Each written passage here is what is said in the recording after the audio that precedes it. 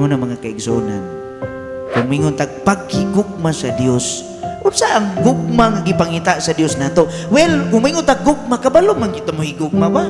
Basic man na kaayo. Ikaw ginikana nahigugma ka sa imong mga anak. Ikaw mga anak nahigugma ka sa imong mga ginikanan. Nahigugma ka sa imong igsuon. Nahigugma ka sa imong paryente. Di ba? May matag basic man na Lord. Kibalo man ko ana. Pero ang ingon sa Ginoo ba? Kung nahigugma ta, higugmaa ang Ginoo labaw sa imong kusog, sa imong kasing-kasing, labaw sa imong kalag. Kuan kayo na, kanabang sayo na sa kapinahon. Pero kung tinuoray yun, why give apay? Hutda na'y kusog. Bisan asa tataman, Lord. Sama sa mga apostolis. Nangamatay sila tungod sa pagsangyaw. Doon, nahadlok sila pagbitay kang Kristo. Nanagan silang tanan, nangahadlok. Pero pagpakita ni Kristo, pag-usap kanila, matuod kayo ng akong saan. So ikaw karon, Katoliko, isimba sa kalipata, ayaw pagduha-duha. Ingon siya, kung mahigugma ka nako, ang tanan gayud tanan, walay lain. Pero nga naman kung mahigugma ta, mabahin man itong una-una. Napamatay bakos nga ka na, napoy balabala dari Father sa bakos kilid. Napamahingon anak, niyari na biya sa Father Darwin sa una. Stop it. Kaya nga no, kung nahigugma ka kanako, ingon siya, higugma ako labaw sa tanan ugwa na ilain pa. Sa imong kusog, sa imong unahuna, sa imong salabutan, kasing-kasing, kalag, ug sa tanan pa. May kaduha, kung nahigugma kanako, higugmaa ang imong silingan. Kadungog mo? Higugmaa ang imong silingan, ningia imong tupad. Angay ba siyang higugmaon? Basig mamili lang ta.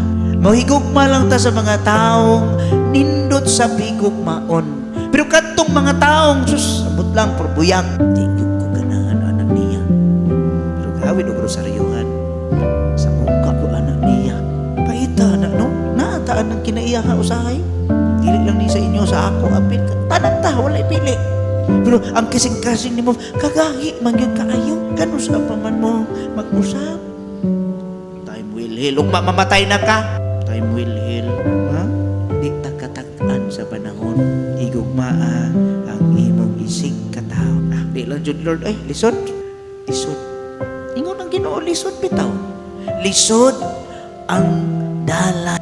Paingon sa gingharian. Daghang tunok ang agian mo. Bugat ang krus nga pasanon mo ug ang kamatayon nagpaabot kanimo. Musunod mo dili. Kay kung di mo musunod pang uli na mo. Pwede na mo manguli. Way bali imong paglingkod diha karon og nagtinir ka isa ka oras kung di ka anda mo usab sa imong kaugalingon. Yang uyangog bitaw mo. Antay bitaw. Inyo na tulubagon sa Dios. Ako pod maghingpit sa ko. Maningkam kay kitang tanan giandaman gyud tas Ginoo sa iyang lunag ang kahimayaan. Nga kitang tanan mahiusa uban sa ato langit ng Amahan. Kung ang Dios mismo nagpakita siya sa iyang paghigugma nato, way po asang agas sa iyang dugo. Giantos niya, nagsakripisyo siya. Ano is ihemplos gugma? Tanan kusog, tibuok lawas, kasing-kasing kalag, nag-ula sa iyang dugo. Nga naman, obedience to the Father. So kita, obedience to our God.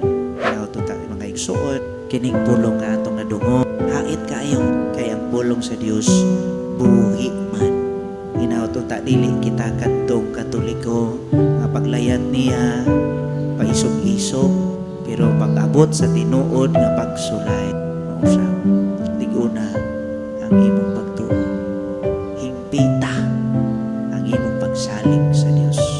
Atong hinumduman ka kitang tanan gitawag sa paghigugma kaniya sa tinuray.